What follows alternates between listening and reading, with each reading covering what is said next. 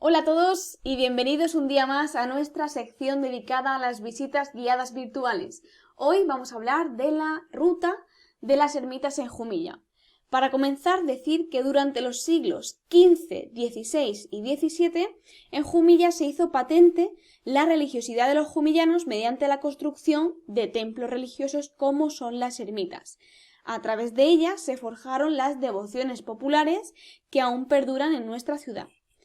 Por tanto, no se puede entender la historia eclesiástica de Jumilla sin tener en cuenta estos antecedentes. En primer lugar, hay que aclarar que todo templo cristiano está considerado iglesia. Partiendo de eso, pues podemos diferenciar o clasificar estos siguientes conceptos como son la capilla, un espacio dentro de un templo, la ermita, un pequeño templo, la parroquia, la basílica, esta con una distinción obsequiada por un papa, por su importancia histórica, como ocurre en Yecla,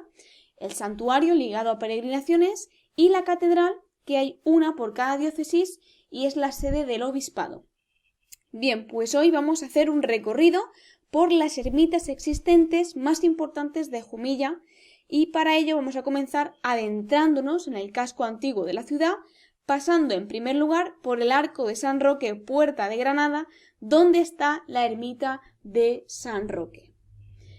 El origen de esta ermita está en una antigua que fue edificada a la entrada de la villa en 1601 en el camino Puerta de Granada, justo aquí, como vemos en la fotografía. Esta puerta sirvió de frontera con el exterior, entre otras cosas, para evitar el paso a personas enfermas que pudieran causar un contagio general en la población, como pudo ocurrir y ocurrió con la peste negra. Por ese motivo se acogió a San Roque como santo protector de las epidemias y así salvar la mayoría de las vidas de los ciudadanos. Pues bien, retomando la explicación sobre la antigua ermita que fue construida justo aquí en 1601, esta se vio devastada por un incendio unos años más tarde, ya que su principal material pues era la madera. Los vecinos de la época, en aquel año en el 1637, quisieron volver a construirla y a decentarla de nuevo. Así fue, y al poco tiempo comenzaron las obras de reconstrucción, pero dichas obras no avanzaron pues rápidamente, con lo cual el concejo pues acudió en su ayuda con 500 reales, entre otras cosas porque San Roque era el patrón del mismo y de la cofradía. Finalmente, la ermita que vamos a ver en esta fotografía, o que estamos viendo en la fotografía, fue construida en 1642 sobre el arco, para sustituir a la antigua ermita de madera que se incendió, como hemos dicho, pues a principios del siglo XVII. A la ermita se accede a través de una puerta que da acceso a una escalera de caja cuadrada, que como curiosidad esta escalera fue erigida en el año 1792 sobre la canalización de la acequia común de la fuente principal de la villa de Jumilla. La ermita fue restaurada en 2007 y la procesión de San Roque viene aconteciendo o viene, procesionando desde 1592. La ermita es de planta rectangular, de robusta construcción y alberga las cofradías de San Roque y de la Virgen de la Asunción, que es la patrona de Jumilla. En estas fotografías podemos ver un poquito del interior, decir que el piso es original en azulejería valenciana, con motivos vegetales, como pueden ser hojas y flores, con colores predominantes como el verde y el amarillo. También vemos, como vemos en la fotografía de la izquierda, valga la redundancia, atributos y objetos simbólicos de San Roque como son la vara del peregrino, las conchas de peregrino, el sombrero de ala ancha, la cantimplora para el agua, que realmente era una calabaza vaciada, el zurrón y el perro que le acompaña con el pan en las fauces, siendo ficticia la criatura zoomórfica, como vemos, los dos leones enfrentados con rasgos humanos, que se inscribe en el centro de esta ermita, junto a un pergamino. En el muro norte encontramos la hornacina, donde descansa la talla de San Roque, que vemos a la derecha, que además procesiona en agosto, el 16 de agosto, un poco en honor a ese día en el que falleció el santo. Y esta escultura está elaborada en pasta policromada, más o menos mide unos 1,30 m, y fue adquirida para reemplazar a la desaparecida talla anterior del mismo santo, que fue mandada a esculpir en 1785 a Roque López, que como sabemos era el discípulo aventajado de Francisco Salzillo. Bien, para proseguir, vamos a hablar de la ermita de la Virgen de Gracia. Deciros que la ermita de la Virgen de Gracia es el primer monumento o construcción, mejor dicho, cristiana en Jumilla, un templo primitivo cuyo origen se remonta al siglo XIII, concretamente 1242, gracias a una imagen que regaló el rey Alfonso X el Sabio a Jumilla durante pues esta etapa de la reconquista en la Edad Media.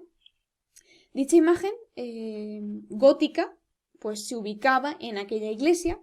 y de esta iglesia pues solo nos queda una ruinosa cimentación al lado del castillo, como podemos ver en la fotografía de la derecha. Se mantuvo en muy buen estado durante el siglo XVIII y principios del XIX, pero finalmente fue abandonada y esto llevó a la ruina.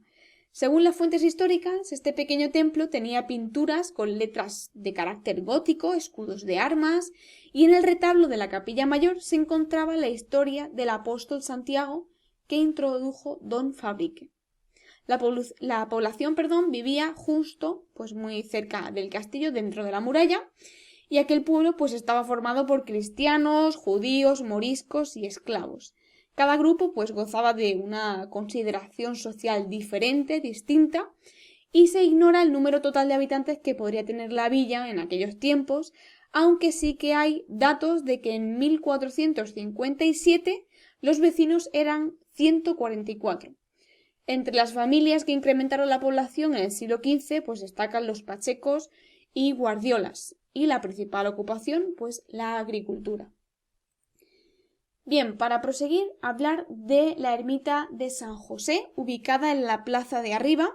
Deciros que la Plaza de Arriba fue construida en el siglo XVI, es el pleno corazón del casco antiguo, y, como digo, una de las más antiguas. Se conformó en la expansión urbana del siglo XVI y en ella se situó el antiguo Palacio del Concejo, que además fue lonja, escuela y prisión, de estilo renacentista, que es la actual sede de la sección de arqueología del Museo Municipal Jerónimo Molina, y entre otros edificios históricos está la Universidad Popular, que es el edificio que está justo a su lado, y que este fue la posada. Posteriormente, en el siglo XVII, se construyó la ermita de San José, que es la que vamos a ver, y el Museo Jesús Nazareno, que es desde donde está tomada la fotografía. Esta plaza pues fue y es escenario de todos los grandes acontecimientos ocurridos en la ciudad durante su época de esplendor, y actualmente, por ejemplo, en Semana Santa es donde se realiza el acto del prendimiento. Bien, pues para hablar de la ermita de San José, deciros que fue construida en el siglo XVII y reformada a principios del siglo XXI, aproximadamente en el año 2005. Bien, pues parece ser que la finalidad de esta ermita fue servir el pan espiritual, la comunión, a los detenidos en los calabozos del concejo. Recordamos que el concejo, aparte de ser lonja,